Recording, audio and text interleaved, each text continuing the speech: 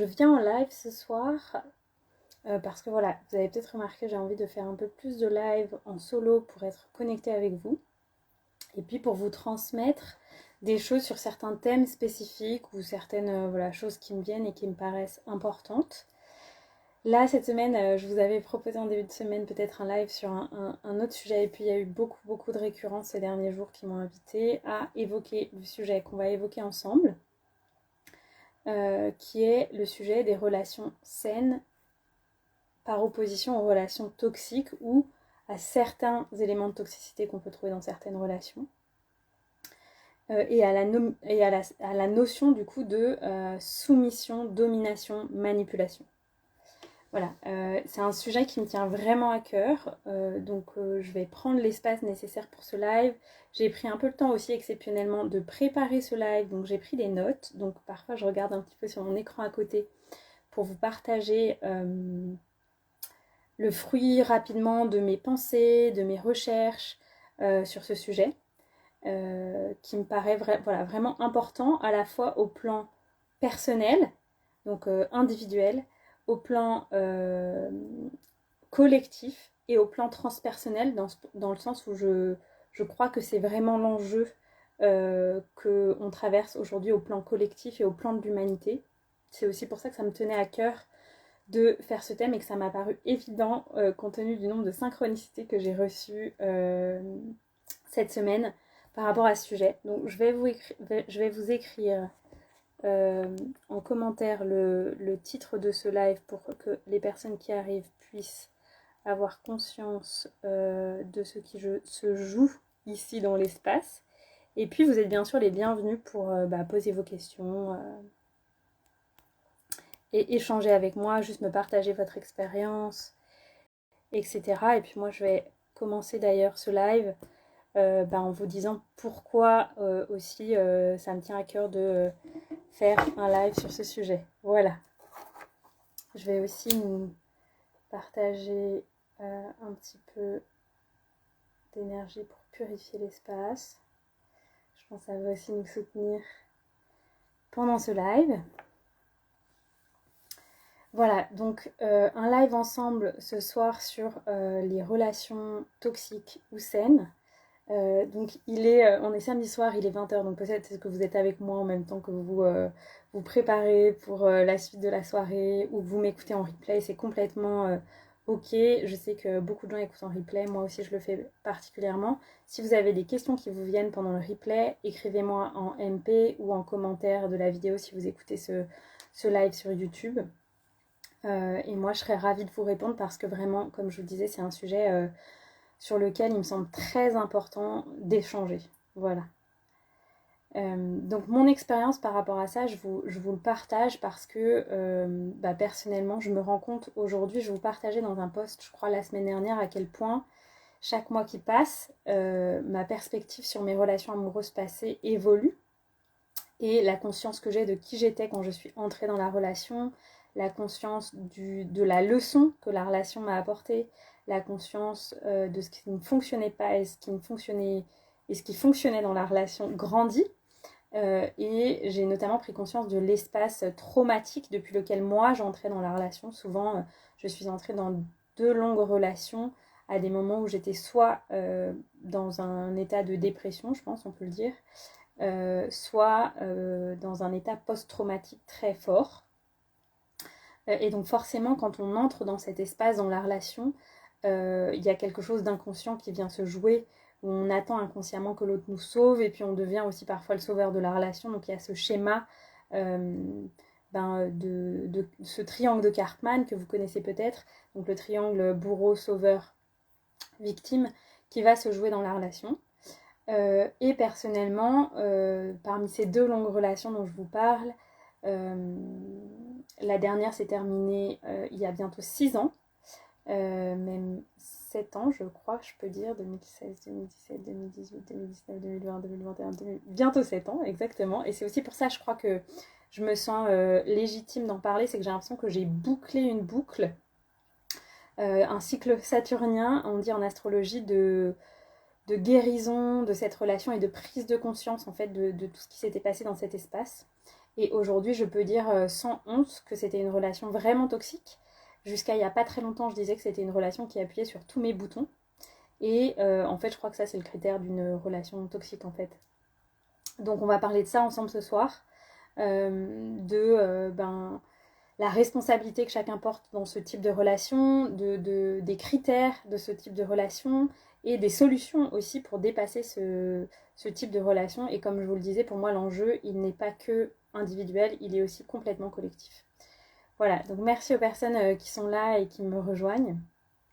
Et puis en introduction de ce live, je tenais à vous dire que si je partage des choses qui font naître des triggers en vous, s'il y a des choses qui se déclenchent dans votre corps quand je parle, c'est probablement que vous prenez conscience que vous avez vécu ou que vous vivez une relation avec de la toxicité et de la manipulation.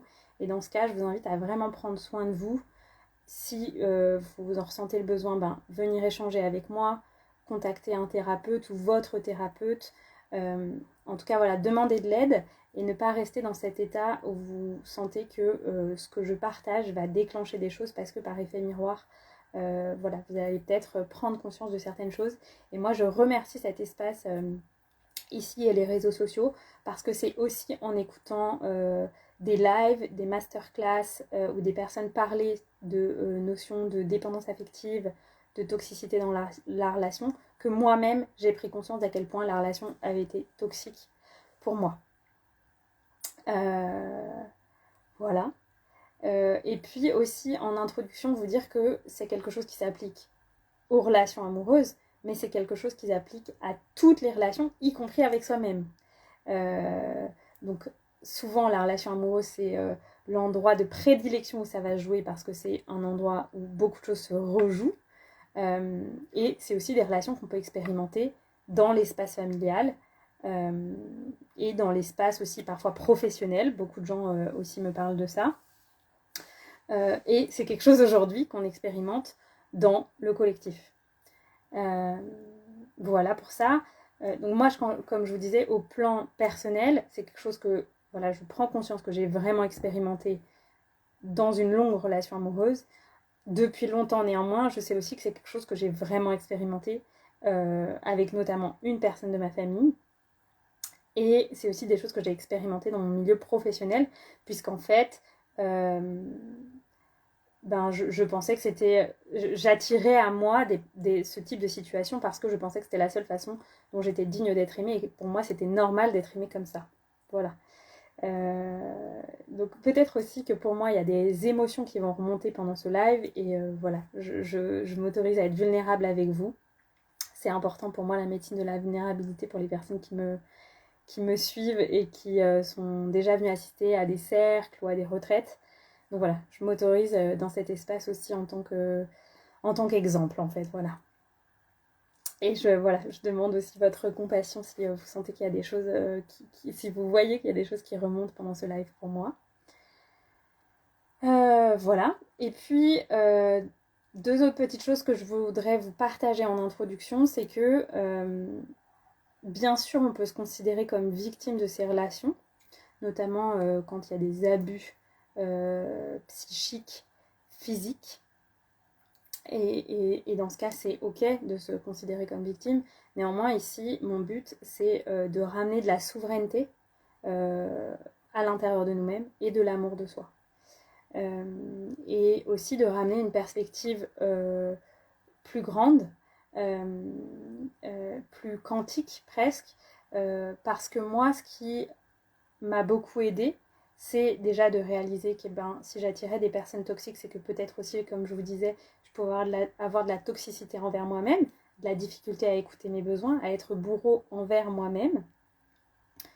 Et puis aussi tenir compte du fait que on est tous à un moment dans la relation ou dans cette vie ou dans d'autres vies victime, bourreau, sauveur. On rejoue en permanence ce schéma et souvent dans une relation on rejoue les trois. Donc il n'y a pas de choses qui sont... je partage ça pour sortir de la dualité en fait. Hein. On n'est pas que victime, on n'est pas que bourreau. On expérimente cette posture pour grandir en amour de soi et de l'autre. Et puis aussi vous partagez surtout qu'au plan de l'âme, moi il y a quelque chose voilà, que j'ai conscientisé il y a bientôt 1 an je crois, lors d'un soin qu'on m'a partagé, qui était qu'au plan de l'âme, quand une personne choisit de jouer ce rôle envers vous dans cette vie, ça nécessite énormément d'amour. C'est comme un sacrifice. C'est comme si moi, dans une autre vie, j'avais probablement expérimenté un rôle de bourreau, peut-être envers cette même personne, et que pour grandir en amour, en compassion, euh, j'acceptais de jouer un rôle où j'acceptais de rentrer en jeu dans des relations toxiques de domination-soumission. Et la personne, en l'occurrence, acceptait de jouer un rôle de dominant envers moi pour que moi, je puisse retrouver ma souveraineté dans cette vie. Voilà, donc juste pour dézoomer, vous rendre compte qu'au plan de l'âme, c'est un acte d'amour que la personne fait envers vous pour vous permettre de grandir et de vous aimer. Ça n'excuse pas et ça n'enlève pas la douleur émotionnelle. Hein. Attention, c'est pas ce que je dis. Néanmoins, ça peut donner une autre perspective et ça peut dézoomer sur le jeu qui se joue en fait et les personnages que l'on va jouer dans cette grande danse qu'est la vie. Et puis, dans cette même dynamique, vous partagez que dans une relation aussi, on est 100% responsable et les deux personnes pour moi sont 100% responsables, que ce soit dans une relation amoureuse ou dans une relation de tout autre type en fait, professionnelle, familiale, etc. Et que souvent, pour moi, ce sont des relations qui naissent dans un espace où les deux personnes s'attirent parce qu'elles ne s'aiment pas complètement. Pour moi, quand deux personnes sont centrées dans l'amour qu'elles se portent, il y a très peu d'espace. Ça veut pas dire que c'est impossible, mais pour moi, il y a très peu d'espace pour de la toxicité dans ces cas-là. Voilà. Donc ça, c'était l'introduction de ce live. Et du coup, je vais vous partager pour moi déjà comment naît cette tendance à aller vers des relations qui sont toxiques. Je vous le partage, voilà, comme je vous disais, notamment parce que j'ai eu beaucoup de synchronicité cette semaine en ce sens. De personnes autour de moi, de clientes, et puis moi-même de choses que j'ai écoutées et qui venaient, ou réécoutées, et qui venaient me faire réexplorer en profondeur ce sujet.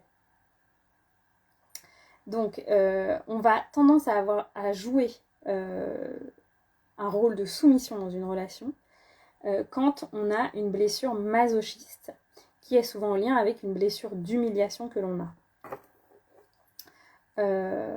Si on a subi de l'humiliation et un sentiment fort de honte pendant l'enfance, et je pense que c'est le cas de tout le monde,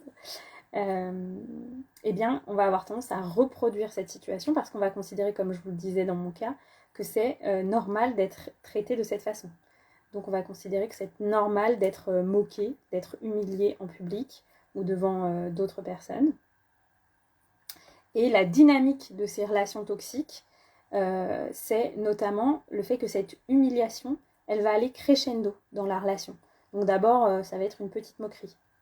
Et puis ensuite, ça va être une moquerie sur notre apparence, notre comportement, nos vêtements, voilà, quelque chose que l'on porte. Et puis ensuite, ça va aller davantage sur nos idées, nos valeurs. Et ensuite, ça va aller crescendo et on peut aller vers jusqu'à des insultes, de la violence physique, de l'abus. Voilà, donc quand je connecte avec ça, je prends conscience aussi à quel point la relation que j'ai vécue portait aussi sur ça. Où au début, il y avait peu d'humiliation et de honte, et puis ensuite, ça a été crescendo. Cette dynamique, ça va faire naître chez la personne qui est soumise, dominée, une culpabilité. Une culpabilité d'être soi-même, une culpabilité d'exister, une tendance à croire que l'on ne fait jamais assez bien, que l'on a toujours tort, que l'on n'est pas digne d'être aimé. Et ça va nous rendre extrêmement manipulables. Parce que dans ce type de relation, on est totalement confus et on est incapable de poser nos limites et donc d'être souverain. Et donc on perd aussi le sens de qui l'on est dans ce type de relation. Voilà. En fait, l'humiliation, comme je vous disais, va nous faire croire que c'est normal d'être maltraité, que c'est normal de se faire passer en dernier, que c'est normal de toujours faire passer les besoins de l'autre avant les nôtres. Et donc derrière, il va y avoir un mécanisme encore plus, d'après moi, vicieux qui va se créer, c'est que va naître une dépendance affective. On pense qu'on n'est pas digne d'être aimé. Donc si cette personne nous aime, c'est bien la seule sur Terre à pouvoir nous aimer. Parce que si on n'est pas digne d'être aimé, personne d'autre va pouvoir nous aimer. Et du coup, on va créer une forte dépendance à la relation, une forte peur d'être rejeté, d'être abandonné. Et du coup, ça nous rend incapable de quitter la relation. Et donc on perd son pouvoir dans la relation. On perd son pouvoir de savoir ce qui est normal, de savoir ce qui n'est pas normal, d'être connecté à comment on se sent et est-ce qu'on a le droit de se sentir bien. Et on est prêt à tout pour maintenir la relation. Ça, c'est vraiment pour moi un critère de toxicité dans la relation. Et récemment, étant moi-même en relation depuis quelques mois, récemment, je me suis posé la question, est-ce que si je dois prendre la décision de quitter la personne, est-ce que c'est ok pour moi? Et c'est complètement ok en fait. Et ça pour moi du coup, même si sur le moment c'était pas forcément agréable de se poser cette question, en fait c'était vraiment signe que en fait l'amour de moi il est vraiment là, je me sens vraiment en sécurité à l'intérieur de moi, je me sens complètement sortie d'un mécanisme de dépendance affective parce que je me sens indépendante en termes d'amour en fait. Je sais que je peux nourrir moi-même la source d'amour à l'intérieur de moi, que cette source me nourrit et que c'est ensuite ce qui déborde de cette source que je partage avec le monde. Voilà, donc parmi les critères de la relation toxique, c'est je suis prêt à tout pour maintenir la relation, je ne peux pas m'exprimer pour qui je suis moi-même, donc j'ai tendance à pas montrer toutes les parties de moi en fait. Il y a des choses que je sais qui dans la relation ne sont pas acceptées, donc je vais les cacher. Je vais non plus pas dire ce que je pense parce que la relation aura créé une croyance qui fait que j'ai toujours tort et que mes idées ou mes positions ne sont pas valables. Et je ne vais pas me montrer non plus mes émotions. Et ça, c'est quelque chose que j'ai beaucoup vécu dans la relation toxique, la relation amoureuse que j'ai vécue il y a quelques années. Où j'avais honte de mes émotions parce que la personne dénigrait mes émotions. Quand je pleurais, quand je disais à la personne que je ressentais que quelque chose n'allait pas dans la relation, la personne pratiquait quelque chose qui s'appelle le gaslighting. J'avais fait un post là-dessus pendant ma formation de cercle de femmes où l'enseignante nous avait transmis ce terme, qui est un terme qui s'applique notamment aux relations toxiques ou en tout cas à de la manipulation, qui est que la personne va vous faire croire que vous êtes folle de ressentir ce que vous ressentez, folle de réagir comme vous ressentez. Et ça, c'est un critère de toxicité. Personne ne peut vous dire ce qui est juste ou pas de ressentir, personne ne peut vous dire ce qui est juste ou pas de vivre comme émotion. Ça, c'est vraiment un critère. Il y a Pierre-Antoine qui partage. Merci beaucoup Pierre-Antoine, et puis ça me touche beaucoup aussi que tu sois un homme et que tu sois dans cet espace. Il y a beaucoup de femmes sur ce chemin. Et je sais qu'il y a aussi beaucoup d'hommes qui vivent ce type de relation, pour là en avoir discuté aussi avec mon compagnon.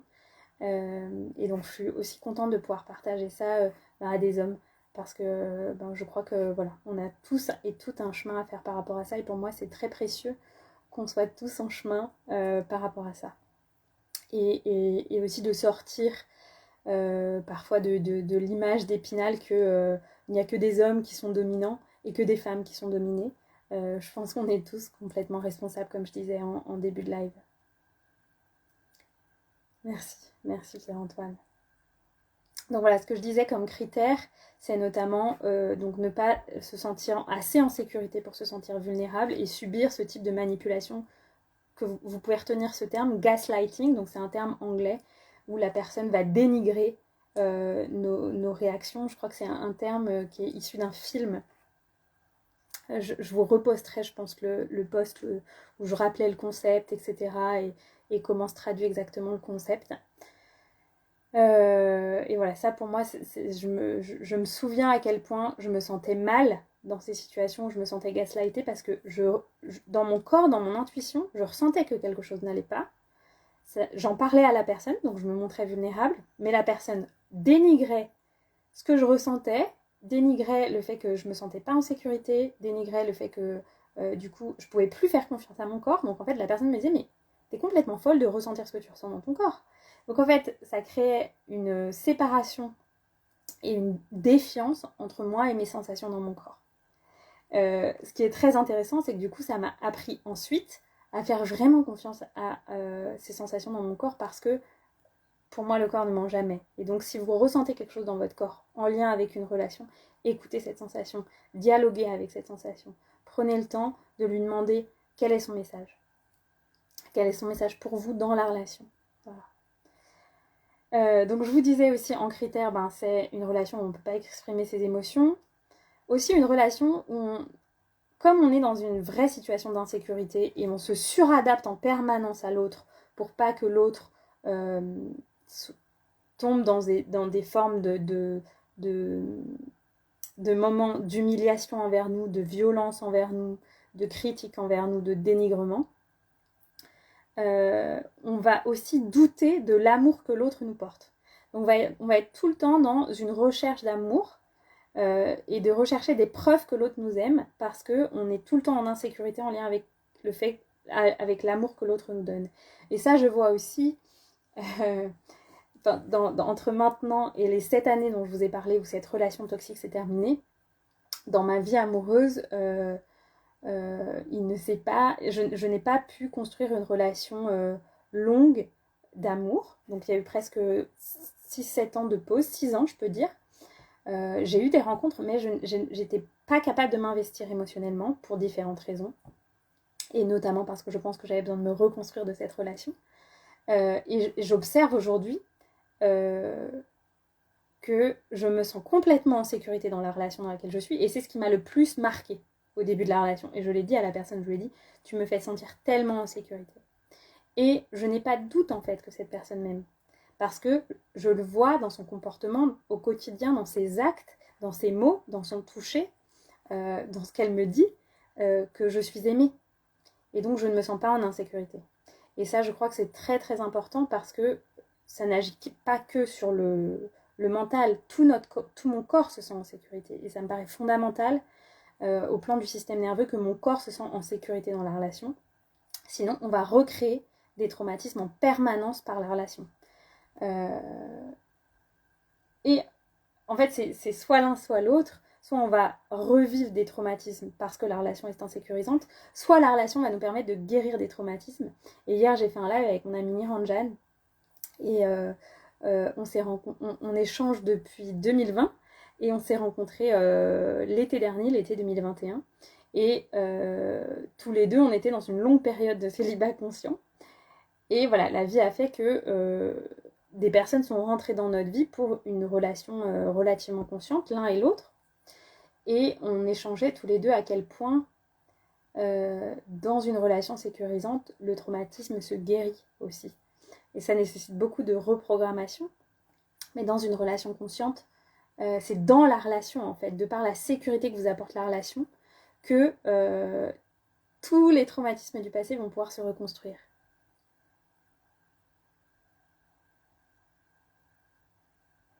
Oui, oui, Pierre-Antoine, tu partages pour les relations amicales. Et tout à fait, je disais au début du live qu'en fait, ça s'applique aux relations amicales, à certaines relations professionnelles et aux relations familiales.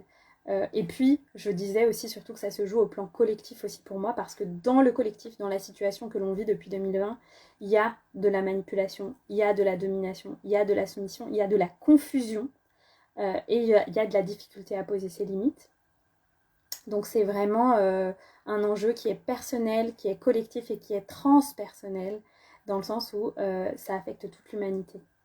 Et oui, dans les relations amicales déséquilibrées, on va aussi avoir tendance à rejouer ce triangle, bourreau, sauveur, victime. Et on va parfois oublier la capacité à poser ses propres limites. Parfois on va avoir peur de demander quelque chose.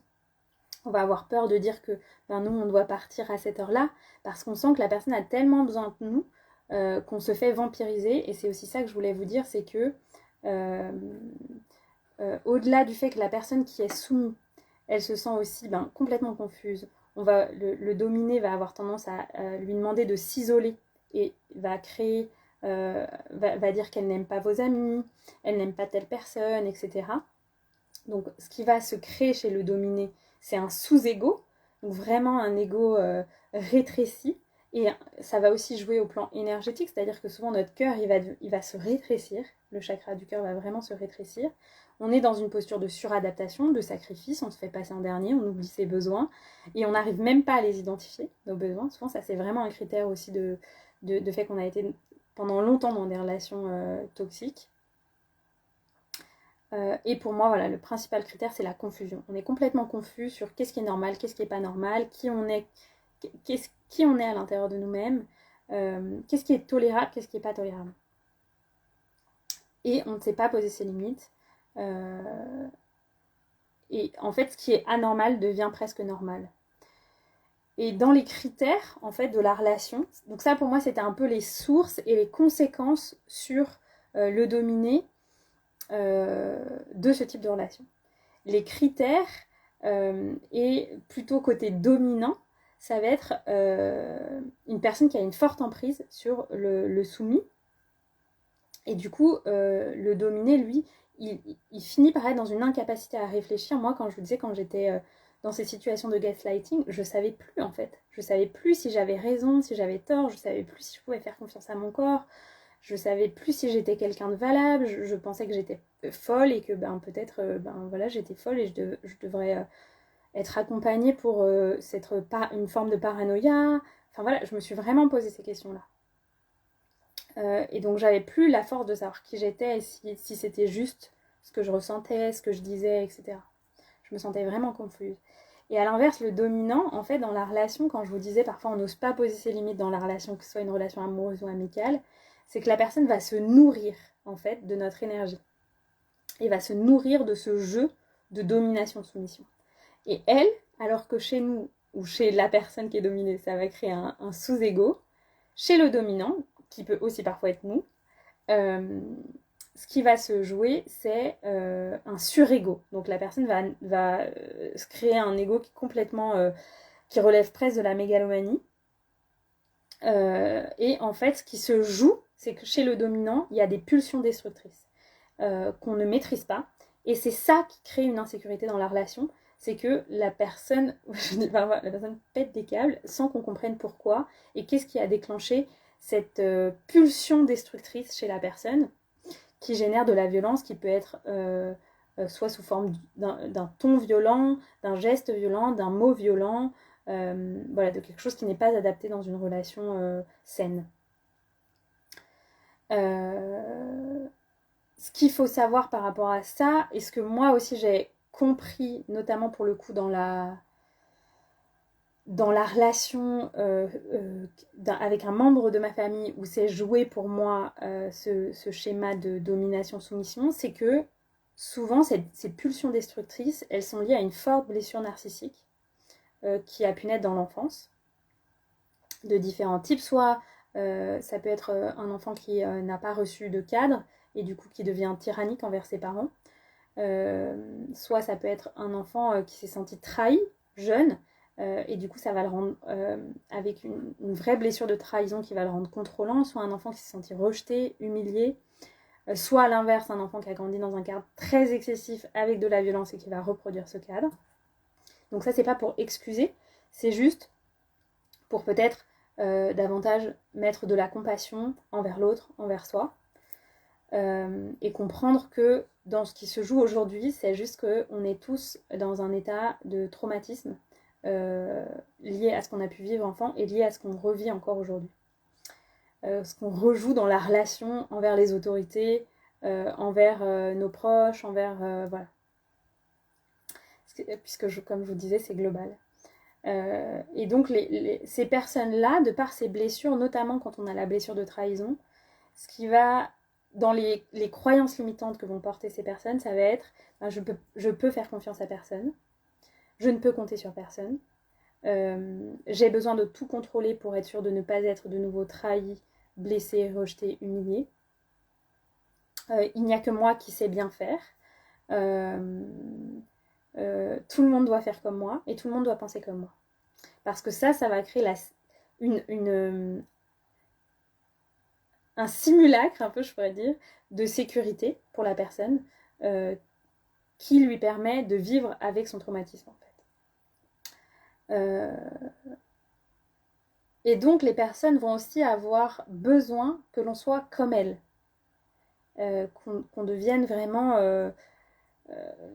enfin voilà, qu'on devienne vraiment comme elles avec une forme de mimétisme en fait. Et donc bien sûr c'est des personnes qui ont un très fort ego. Pardon, j'ai une alarme qui... C'est des personnes qui ont un très fort ego et qui souvent sont très stressées, très névrosées et qui, voilà, comme je vous disais, ont développé un surego avec une forme de mégalomanie. Et donc ce qui se joue pour moi, c'est que la personne se nourrit de la manipulation, de la soumission de l'autre, de son énergie. Et donc pour moi, il y a vraiment une vampirisation. Et par rapport au partage de Pierre-Antoine sur les relations amicales, ce que je me suis demandé personnellement en début d'année, et je trouve que c'est une très bonne question, enfin peut-être deux questions en fait, c'est après que vous ayez été en relation avec quelqu'un, que ce soit physiquement, au téléphone, même ici sur les réseaux sociaux, c'est est-ce que je me sens nourrie par la relation? Première question. Deuxième question, comment je me sens dans la relation? Est-ce que je sens que je peux être complètement moi-même? Comment je veux me sentir dans mes relations? Et est-ce que cette relation me permet de me sentir comme ça? Ou pourrait me permettre de me sentir comme ça? Ou est-ce que c'est impossible? Et donc, bah, si c'est impossible, en général, quand on se sent suffisamment en sécurité avec soi-même, en confiance avec soi-même, bah, on va mettre un terme à la relation temporairement ou définitivement, et c'est ok. Moi, ce que je peux vous partager par rapport à ça, c'est que quand on met un terme à une relation, il y a toujours un moment où l'univers nous apporte une richesse relationnelle autre, souvent métamorphosée, souvent avec beaucoup plus de conscience et de quelque chose de sain dans la relation, parce qu'on a su dire non, voilà. On peut dire oui à autre chose. Donc voilà, pour moi, c'est deux critères qui sont importants à se demander pour vérifier presque dans toutes vos relations qu'est-ce qui est juste, qu'est-ce qui n'est pas juste pour vous. Et puis, bien sûr, c'est des relations où, au niveau de la personne qui est dans la domination, il y a une tendance psychopathe, il y a un besoin de domination, de séduction qui est obsessionnel, et puis il y a une exigence qui est excessive. Merci Pierre-Antoine. Je le fais vraiment avec joie. Comme je disais, j'ai préparé un peu ce live. Toute la semaine, la vie m'a préparé à préparer ce live. J'ai eu ce sujet en coaching ou en consultation avec des personnes, j'ai échangé sur ce sujet, des amis qui m'ont envoyé des articles sur ce sujet, ce qui est rare de leur part, etc. J'ai réécouté des conférences sur ce sujet un peu par hasard. Et puis moi-même, j'ai cheminé beaucoup ces dernières semaines sur ce sujet et j'arrive aujourd'hui à dire que c'était vraiment des relations toxiques que j'ai vécues dans l'intimité, dans le cercle familial, etc. Donc merci de vos retours. Et donc voilà, pour moi, c'est des personnes qui ont une tendance psychopathe avec mythomanie, exigence excessive, besoin de domination, séduction obsessionnelle. Je vous partage ces blessures, notamment la blessure la tendance, la névrose psychopathique et la névrose masochiste chez le soumis, notamment pour vous inviter à aller vous nourrir de l'éclairage qu'apporte Thierry Janssen dans La posture juste. C'est un livre qu'on me conseillait depuis longtemps et que j'ai pris le temps de lire pendant mon séjour au Mexique en début d'année et qui m'a vraiment nourrie. Je l'ai écouté 2 fois et je le trouve formidable. Je trouve qu'il apporte un éclairage vraiment précieux sur les blessures qui est très complémentaire au partage de Lise Bourbeau qui est beaucoup plus connue. Voilà, je vous invite à vous procurer ce livre, parce que je le trouve vraiment formidable, ou à suivre les conférences de Thierry Janssen et ses partages. Voilà, ce qui se traduit aussi, et ce qui moi m'a beaucoup marqué, et ce qui je trouve est ce qui crée une grande confusion dans ces relations, c'est que souvent, ces personnes qui sont dans la manipulation, elles ont une double personnalité. Et pour moi, ça a été, je crois, le plus dur.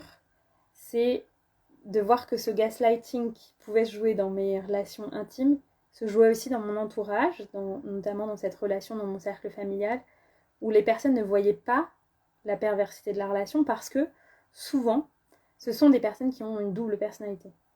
Une personnalité souvent incroyable, les personnes sont géniales, très avenantes, drôles, avec, avec le cercle général ou extérieur, mais dans l'intimité, la personne développe une personnalité complètement autre, où la perversité se développe.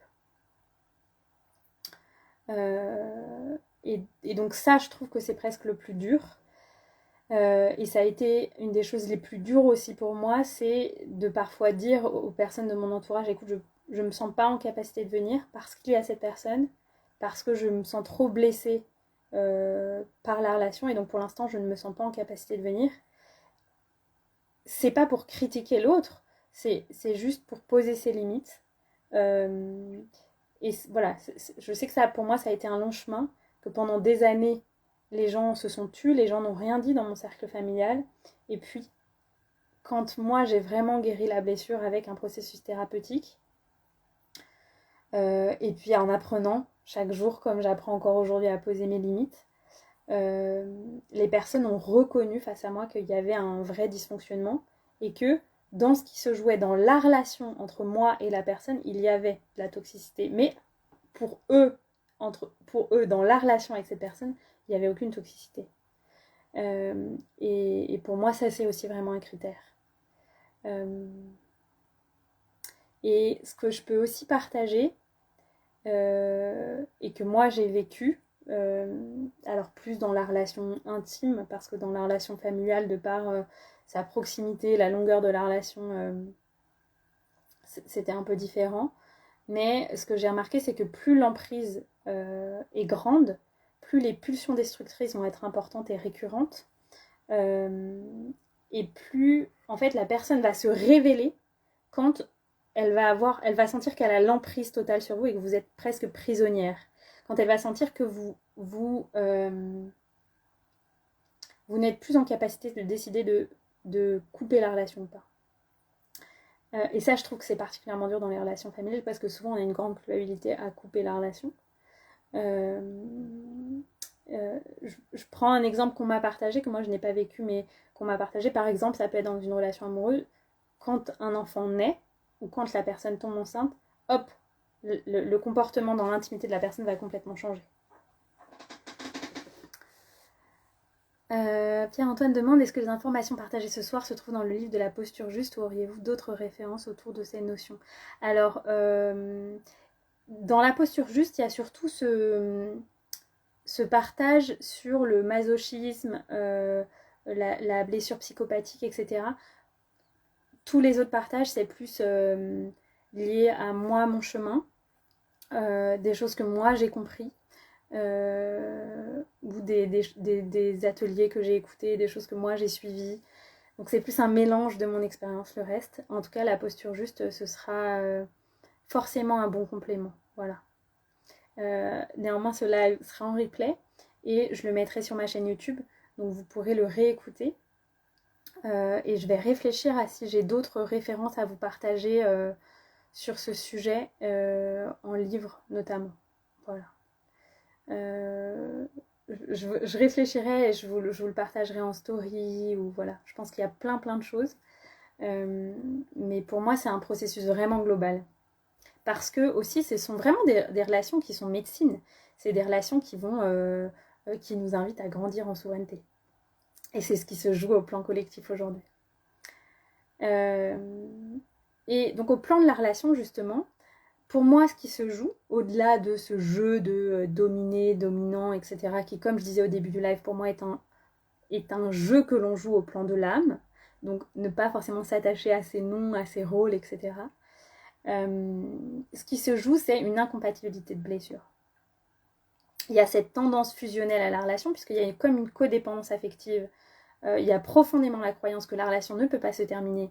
Et du coup, chez le dominé, il y a une peur panique de la rupture. Moi, je sais que c'était mon cas, notamment dans la relation amoureuse, où j'étais persuadée que c'était la seule personne qui était faite pour moi dans cette vie. Et donc, j'avais la croyance que la relation ne pouvait pas se terminer. Et je le disais, hein. Et donc, j'avais une peur panique de la rupture. Jusqu'à ce que finalement, avec un processus thérapeutique, en tout cas le début d'un processus thérapeutique, et un vrai chemin de construction d'une sécurité intérieure, de guérison des traumatismes, de nourrir l'amour que j'avais pour moi, de me sentir suffisamment en sécurité pour mettre fin à la relation.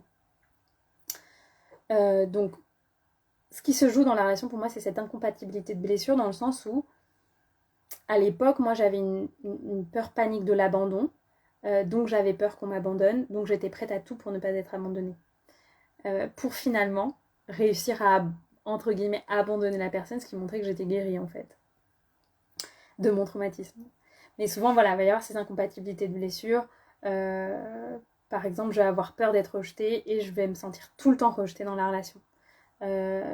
J'ai la blessure d'humiliation, je vais me sentir tout le temps humiliée dans la relation, et donc en fait ça va faire naître cette insécurité, comme je vous disais au début du live.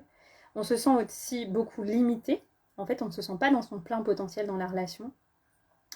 Alors ça ne veut pas dire que la personne ne vous soutient pas. Moi en l'occurrence j'ai expérimenté dans la relation intime que j'avais beaucoup de soutien de la part de la personne, mais c'était un soutien un peu conditionnel si ça correspondait au rêve que la personne avait pour moi. Alors que moi, j'avais pas forcément ce rêve. Vous voyez ce que je voulais dire. Donc, c'est aussi des relations où on se sent limité dans nos rêves, qui l'on est. Voilà. Et on a aussi, il y a aussi ce vrai critère de vouloir changer l'autre. Moi, je sais que j'avais vraiment envie. Je suis rentrée dans la relation avec l'intention que l'autre change. C'est quand même incroyable, quoi.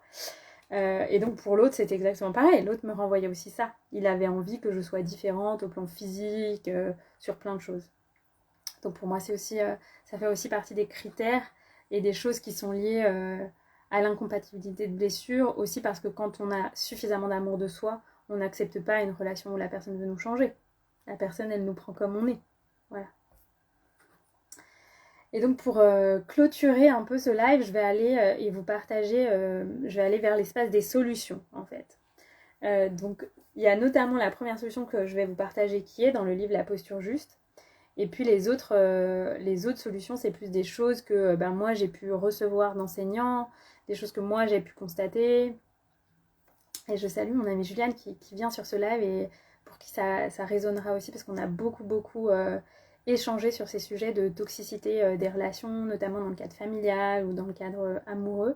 Et je vous inviterai pour ça à écouter un live. On a fait un live ensemble en février qui est sur YouTube ou ici sur Instagram. Je vous le remettrai aussi en story. Et ça pourra aussi apporter du complément. Donc sur l'aspect des solutions, pour moi, le premier, et c'est un conseil qui est dans la posture juste comme je vous disais, qui est que sur le moment, quand on sent ces pulsions destructrices chez l'autre, quand on sent cette insécurité qui naît dans le corps souvent, c'est d'éviter une attaque frontale. Et moi je sais que c'était beaucoup dans ma personnalité, notamment dans la relation de ce type que je pouvais avoir dans le cadre familial, où j'attaquais frontalement la personne. Et du coup, comme la personne est beaucoup dans le contrôle, c'est très difficile pour elle de recevoir une attaque, et ça amplifie sa pulsion destructrice en fait. Pardon, ça amplifie vraiment, je sens que ça nettoie quand je vous parle. Ça amplifie la pulsion destructrice de la personne. Donc, plutôt que d'aller vers quelque chose de frontal, on va s'orienter davantage vers un comportement où on va peut-être éviter la situation, dire à la personne qu'on a besoin de quitter la pièce. Prendre plutôt quelque chose de biais, une solution de biais sur le moment.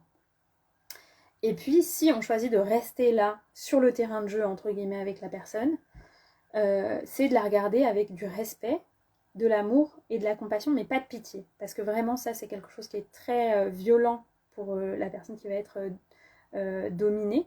Ça va être qu'on la regarde avec pitié, parce que c'est des personnes qui ont un surego. Donc si on les regarde de haut, ça va vraiment réveiller quelque chose de très difficile pour eux. Alors que si vraiment on les regarde d'égal à égal, avec amour, respect, compassion, ça va... Parce que, en fait, la personne en face, elle souffre aussi de ces pulsions. Et donc, ça va dire à la personne, je vois que tu souffres, en fait. On a peut-être juste ça, je crois que ça suffit. Je vois que tu souffres. Plutôt que de réagir avec violence. Ça nécessite, je trouve, beaucoup de maîtrise de soi, beaucoup de sécurité intérieure, parce que quand la pulsion destructrice vient, on se sent vraiment en insécurité. Et moi, je vous partage ça parce que voilà, moi j'ai mis vraiment beaucoup de temps à ne pas réagir à la pulsion destructrice. Et c'est là que j'ai senti que j'étais guérie, en fait. C'est quand je ne réagissais plus à la pulsion destructrice et que j'observais la personne avec détachement, avec respect. Parfois je la regardais, enfin je pense que parfois j'ai pu me dire que j'avais pitié de la personne, de sa souffrance, parce que je la voyais, parce que je voyais en elle le petit enfant blessé, mais je crois que j'ai fait de mon mieux pour ne jamais le faire transparaître. Et puis parfois le dialogue est possible, parfois le dialogue n'est pas possible, et dans ce cas je quittais la pièce. Et globalement c'est une invitation à prendre du recul sur la relation, et en fait quand on est confronté à ce type de merci, je connais pas ton prénom, Trips Permaculture, merci beaucoup de ton retour. Globalement, je trouve que ce qui est juste, que ce soit une relation amicale, familiale, amoureuse, ce sera de choisir, de définir avec vous-même une phase où vous prenez du recul sur la relation. Même si vous vivez avec la personne, vous pouvez vous dire, ok, pendant 2 semaines, je suis dans une phase de neutralité et d'observation. Je ne fais rien pour me suradapter et améliorer la relation. Je ne choisis pas d'avoir une grande discussion. Je ne choisis pas de me mettre dans une posture où j'essaye de changer l'autre ou d'accepter que l'autre me change. C'est presque genre, voilà, j'amène une forme de neutralité dans la relation. J'observe comme elle est. Et puis, mon objectif pendant cette période d'observation, ça va être seulement de me demander comment je me sens dans la relation, est-ce que cette relation me nourrit,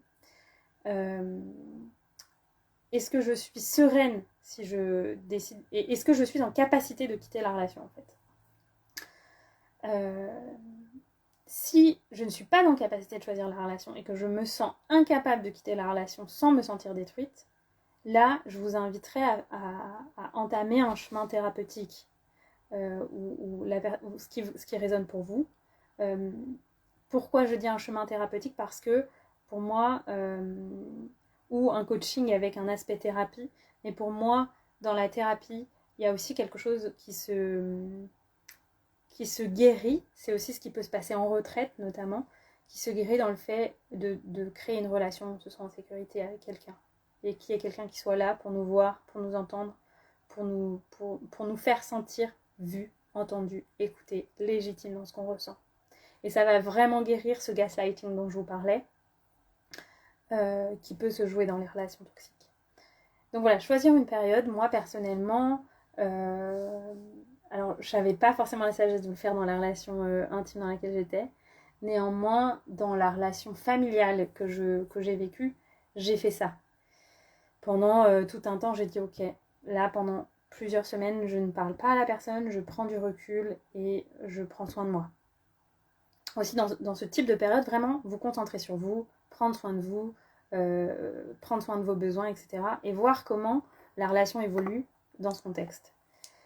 Donc voilà, j'ai fait des longues périodes où je décidais de ne pas voir la personne ou de ne pas parler à la personne. Et puis ensuite de pouvoir revenir avec une autre posture. Parce que en fait, on dit souvent ça et on le disait hier avec Niranjan en live,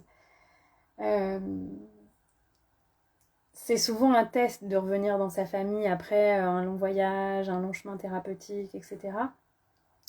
Et bien sûr qu'il y a parfois encore des choses qui se rejouent. Et moi, ça a longtemps été ma frustration, c'était de voir que j'avançais sur mon chemin thérapeutique et quand je revenais, il y avait toujours des petits quelque chose, il y avait toujours beaucoup de violence. Et je me souviens d'un été, notamment, je crois que c'était l'été 2019. Ça faisait quand même longtemps que j'étais sur le chemin thérapeutique, je peux vous dire.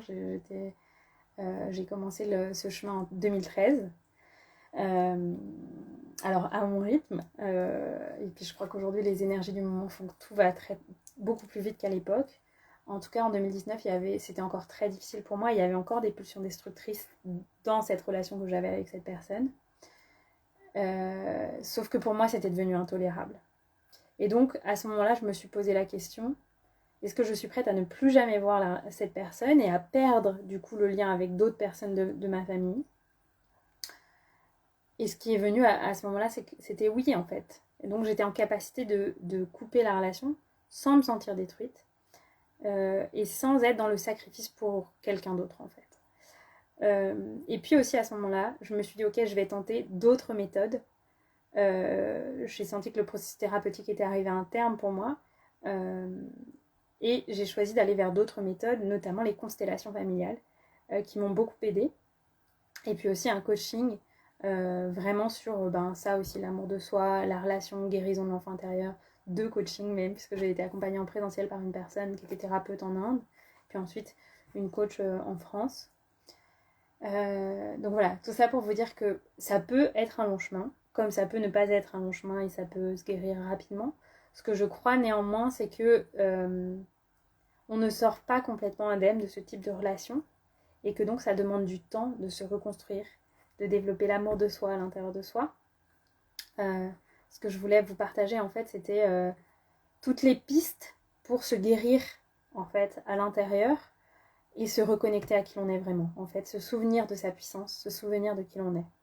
Et parmi ces pistes, c'est en fait, comme dans la relation on a eu tendance à être confus et à ne plus savoir qui on est, c'est donc prendre du recul et choisir de sortir du terrain de jeu et choisir de sortir de ce triangle de Cartman dont je parlais en début de live, choisir de quitter le jeu. Et moi, c'est vraiment ce que j'ai décidé cet été 2019, qui a vraiment été le moment de trop, en fait. Et là, à ce moment-là, j'ai dit à ma famille, en fait, voilà, avec cette personne, pour moi, c'est trop douloureux, donc je ne viendrai pas à tel événement familial.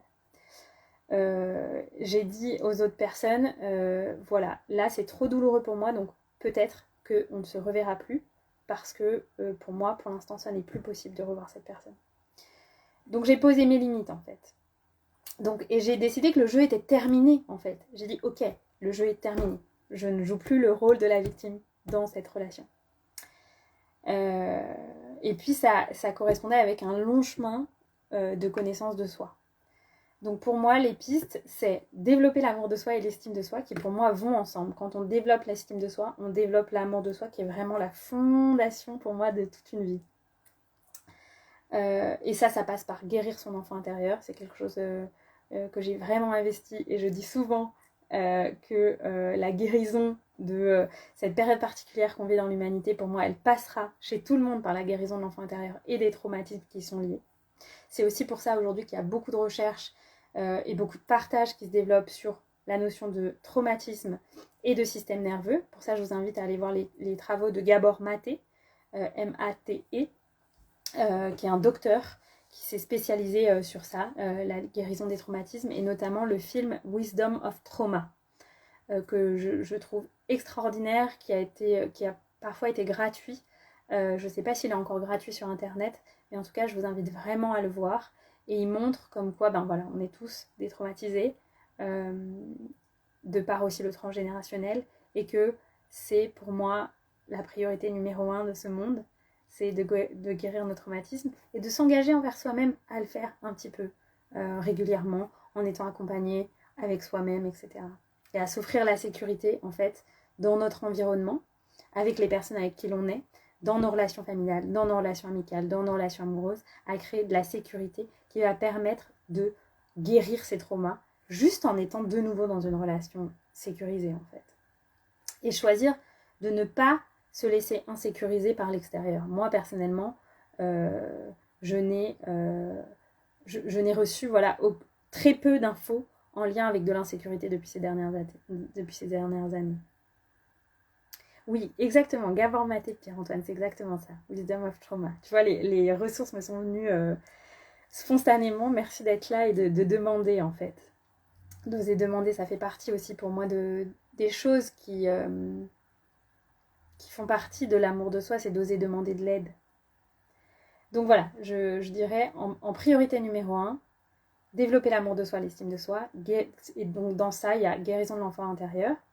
Et il y a aussi savoir identifier ses besoins et savoir en prendre soin. Récemment, je parlais de ça en rendez-vous avec une cliente. Elle me disait, mais en fait, j'ai du mal à identifier mes besoins. Et donc, juste identifier ses besoins, ça passe par se reconnecter au corps. Et moi, tout ce chemin, il venait aussi avec un long chemin de pratique du yoga. J'ai eu une longue pratique de danse plus jeune, jusqu'à assez tard, jusqu'à peu près mes 23-24 ans. Et puis ensuite, le yoga est arrivé dans ma vie à mes 26 ans, je crois. Et m'a apporté beaucoup de choses. Et donc, pour connaître ses besoins, pour moi, ça vient vraiment d'une connexion au corps. Et puis de se poser la question régulièrement. Moi, tous les soirs, je me demande de quoi j'ai besoin. Voilà.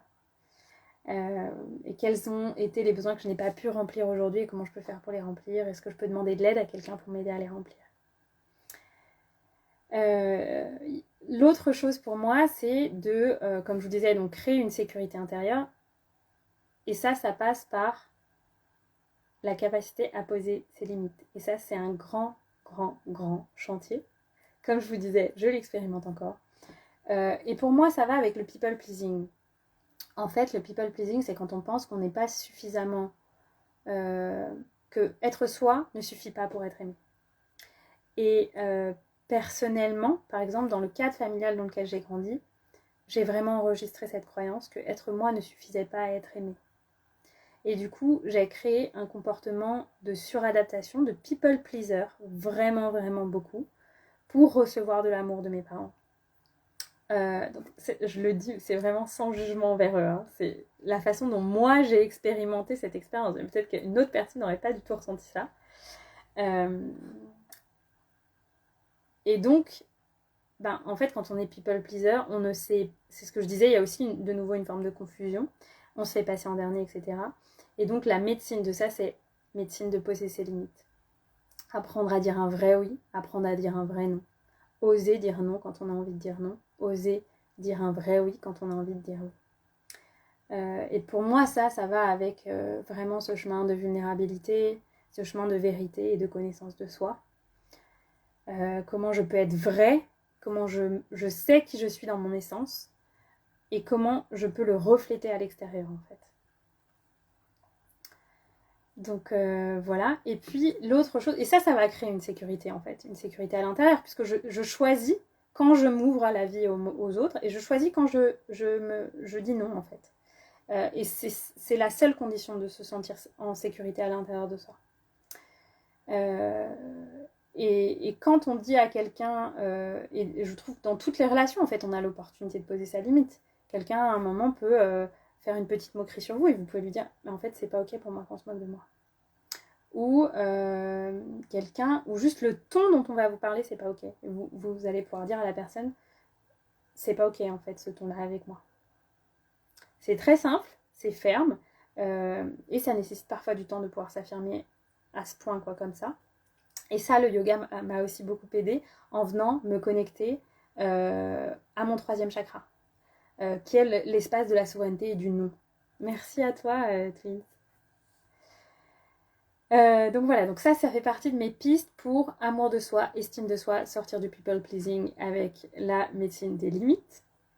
Les autres choses, les autres pistes pour moi, alors je vais essayer d'aller dans la continuité de ce que je vous ai partagé là.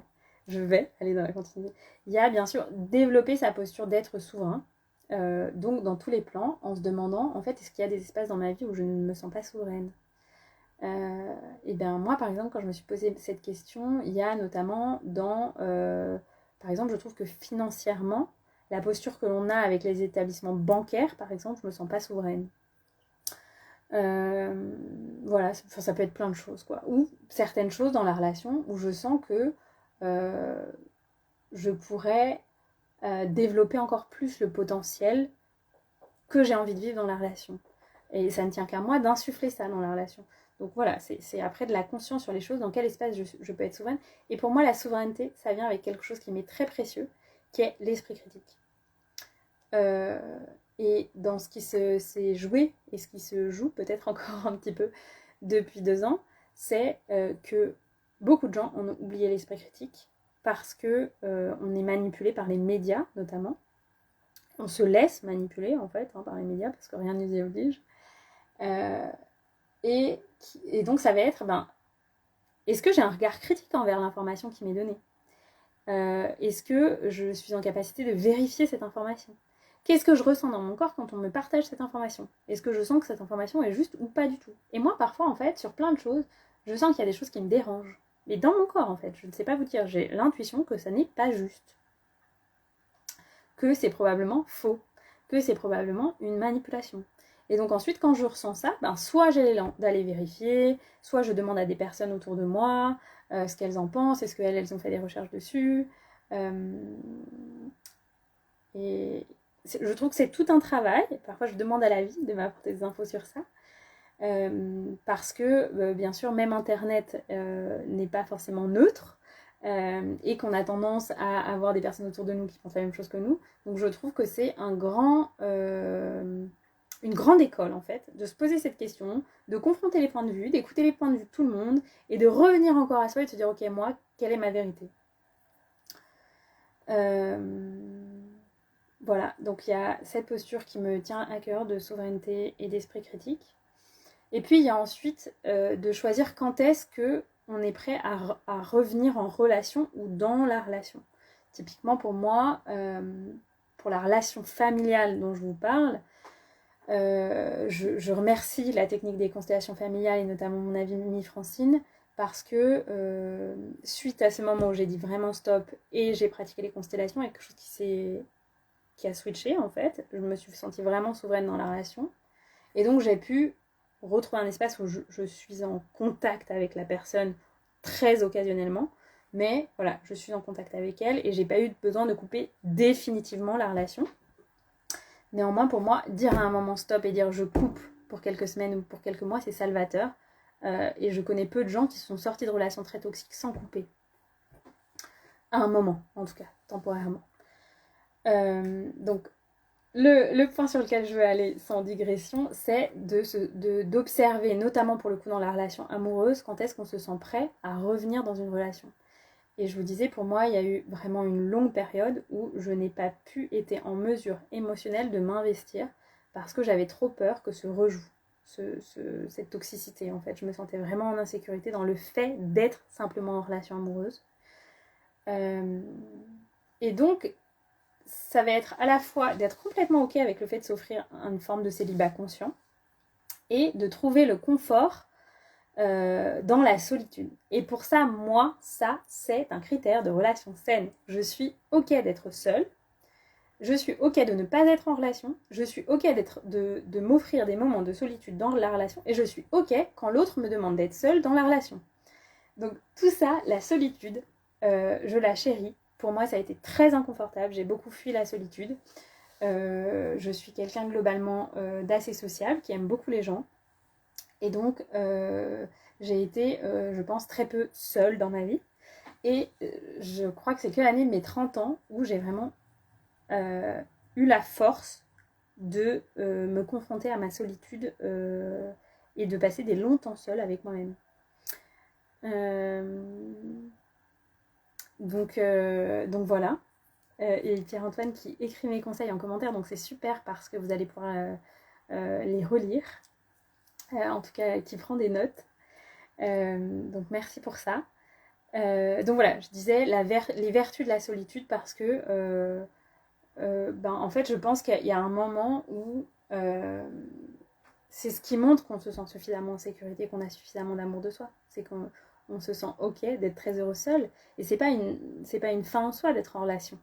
On peut être très très heureux et vivre une vie merveilleuse dans la solitude, beaucoup plus que dans une relation. Donc voilà.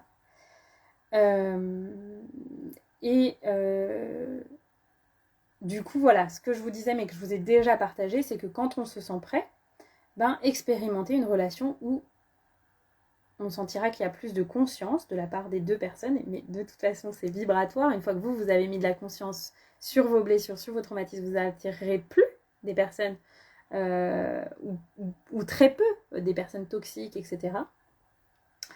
Parce qu'il n'y aura plus ça dans votre champ magnétique en fait.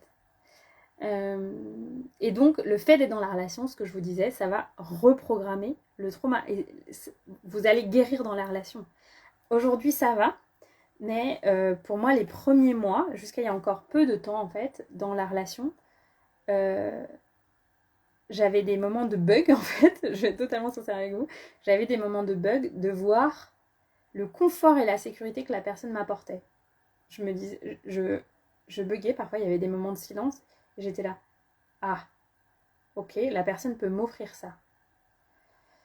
Et ça a été tout un travail d'ouverture du chakra du cœur, de me rendre compte que je pouvais recevoir ça, et un travail surtout de reprogrammation. Et je le disais à la personne, au moment du silence, la personne me disait ça va, et je disais oui, c'est juste que je constate le gap en fait, la différence abyssale qu'il pouvait y avoir entre cette relation dont je vous parlais avant et cette nouvelle relation. Et donc il y avait, et je le disais à la personne explicitement, je lui disais en fait j'ai besoin d'un temps de reprogrammation et de me dire que la place que l'autre peut me faire dans sa vie et la place que j'ai pour l'autre dans la relation va être maintenant comme ça, parce que je le mérite en fait. Et ça vient aussi reprogrammer l'importance et l'amour que je peux recevoir. Et donc c'est très fort. Mais voilà, y aller quand on se sent prêt. Je remercie aussi à nouveau les constellations familiales et mon amie Francine parce que j'ai aussi constellé sur ça, sur le fait de me sentir tellement traumatisée que je n'arrivais plus à m'investir dans une relation.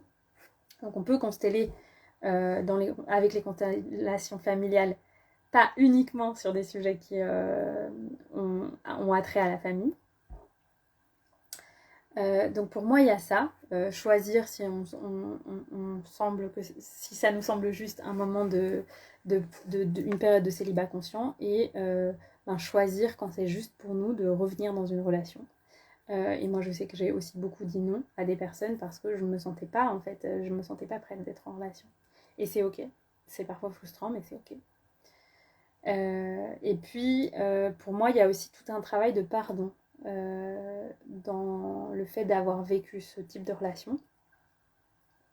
Un travail de pardon, pas forcément envers l'autre, parce que le pardon, c'est jamais quelque chose que l'on fait pour l'autre, mais vraiment envers soi. Et je vous le partage parce que c'est quelque chose qui m'est venu aujourd'hui, et qui m'est venu beaucoup ces derniers jours. Et vraiment, le pardon, c'est quelque chose de très très beau, de formidable, qui est très puissant. Je vous invite notamment à expérimenter les cercles de pardon. Et à trouver vos propres outils, à oser répéter le pardon de nombreuses fois. Moi, c'est quelque chose que j'ai pratiqué pendant des années et des années envers ces personnes envers qui j'ai pu vivre ce genre de situation de domination. Parfois avec une certaine frustration. Encore l'année dernière, je vous disais, je pouvais ressentir des remontées de ces parts de moi qui ont été blessées dans ces relations, et beaucoup de douleur en fait, et parfois une frustration de me dire mais après toutes ces années à aller sur ce chemin thérapeutique, ce chemin de guérison, d'amour de soi, de guérison du corps, des traumatismes, après toutes ces années, il y a encore autant de larmes qui sortent. Et c'est ok en fait. C'est ok et on explore par couche, on guérit par vortex comme ça, en spirale. Et donc je réexplorais la même blessure mais à un autre niveau. Et c'est complètement ok, j'ai complètement accepté ce processus. Donc voilà, aussi vous autorisez à ça, même des années après, c'est complètement ok de pleurer. Même des décennies après, c'est complètement ok de pleurer. Ou d'en souffrir. Mais d'explorer le pardon dans toutes ses couches aussi en fait, voilà. En parallèle, à quel point le pardon et l'amour que l'on peut ressentir pour soi et pour l'autre grandit en parallèle. Et puis je crois ma dernière piste que je vais vous partager, c'est bien sûr du coup en lien avec ce partage sur le trauma, wisdom of trauma, l'approche de Gabor Maté, eh bien ça va être de venir vraiment vous intéresser au système nerveux et à restaurer votre système nerveux parce que le trauma se loge dans le corps. Donc bien sûr, toutes les approches somatiques, le yoga, la danse, toutes les approches par le corps, au-delà des approches comme l'hypnose ou le MDR pour traiter les traumatismes, toutes les approches par le corps vont être merveilleuses pour guérir les traumatismes, mais surtout dans les recherches scientifiques qui se développent maintenant, c'est à quel point le trauma affecte le système nerveux et donc venir vous intéresser à comment vous pouvez réguler votre système nerveux par différentes techniques, mais déjà juste par la respiration, par du breathwork, par des bains froids, etc. Tout ça, ça va réguler le système nerveux. Je pense que je ferai un live sur ce sujet-là à part. J'inviterai sûrement mon amie Camille qui est spécialisée sur le sujet, Camille Thomas, qui se spécialise sur notamment l'anxiété, mais en lien avec le système nerveux, qui est une conséquence en fait, l'anxiété d'un système nerveux qui est invité à se réguler davantage. Donc voilà, c'est ma dernière invitation pour guérir de traumatismes que l'on peut vivre dans ces relations de toxicité, de soumission, de domination. Et oui, merci Pierre-Antoine, exactement, rentre en thérapie parce que mon chat me dit qu'il est l'heure et que c'est la fin du live, je pense qu'elle l'a su. Et donc voilà, je ne sais pas si vous avez des questions pour toutes les personnes qui sont là par rapport à ce que je viens de partager. J'espère que c'était clair. Pour une fois, je vous dis, c'est très rare que je fasse un live en prenant des notes, mais là j'ai vraiment pris des notes pour pouvoir mettre mes idées en place et vous partager quelque chose de structuré. Donc j'espère que ça a été clair pour vous. Et voilà, je peux vous inviter du coup, comme je disais, au niveau des sources, des partages, la posture de Thierry Janssen. Moi, je suis en train de me former justement aussi sur ces aspects de système nerveux, donc je vous en reparlerai. Et comme je vous disais, c'est un sujet que je creuse vraiment en profondeur depuis quelques mois, donc je ferai d'autres partages sur ce sujet-là. Et je vous invite à suivre peut-être des personnes sur ce sujet, mais Gabor Maté, c'est déjà très profond, très riche. Et voilà. Proposez-vous des accompagnements en ce sens. Alors moi, je coach en individuel des personnes sur un aspect global de changement de vie, de transition de vie. Mais dans ces coachings, je coach dans un aspect vraiment holistique. Donc on aborde tous les aspects personnels, les aspects financiers, la sexualité, l'argent.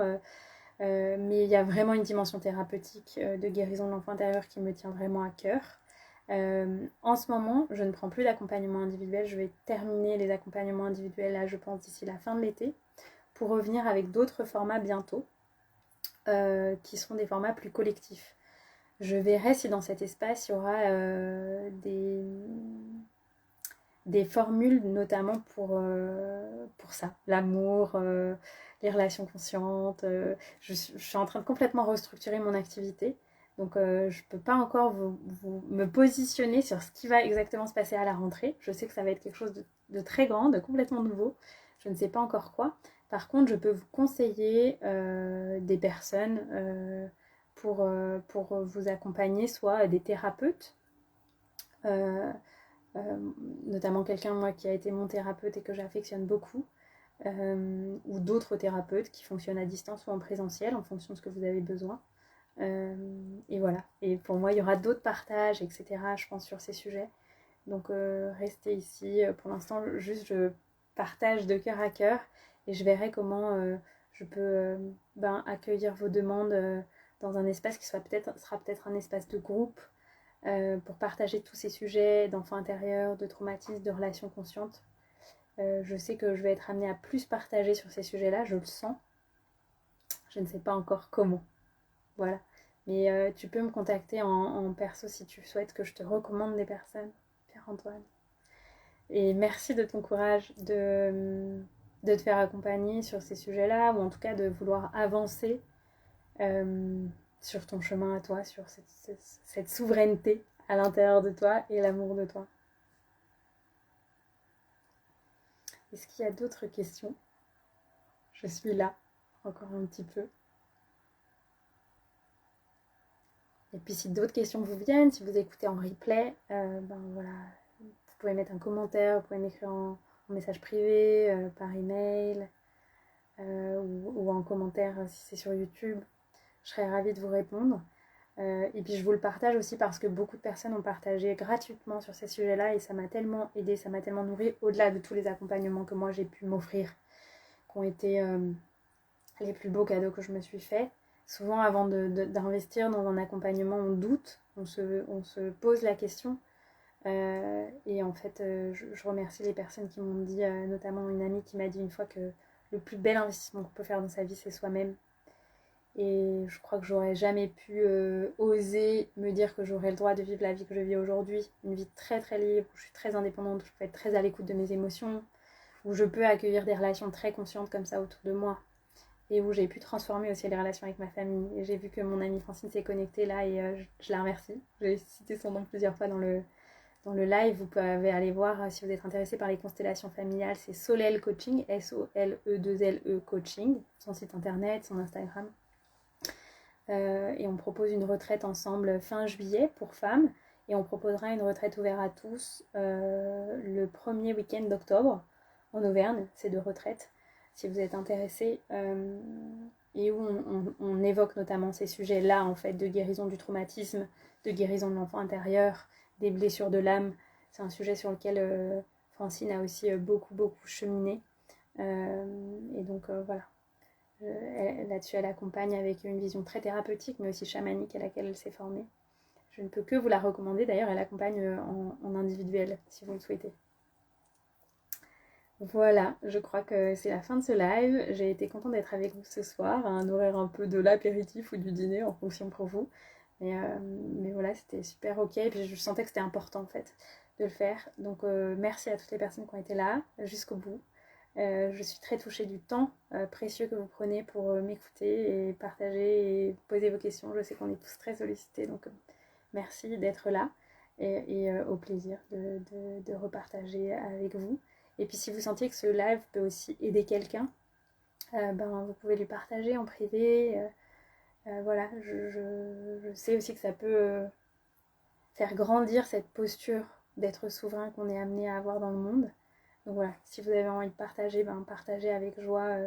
Moi, je sais que je partage aussi souvent. J'ai beaucoup partagé Wisdom of Trauma à ma communauté quand il est sorti.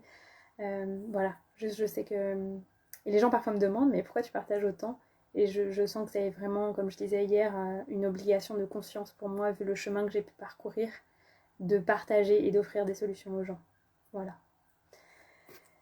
Je vous souhaite une très très belle soirée et puis je vous dis à très bientôt. Merci d'avoir été là et je vais continuer à vous proposer des lives comme ça au moins 1 ou 2 fois par mois, peut-être toutes les semaines si je peux, pour qu'on échange ensemble sur des sujets qui me sont importants. Voilà. Bonne soirée, Satnam.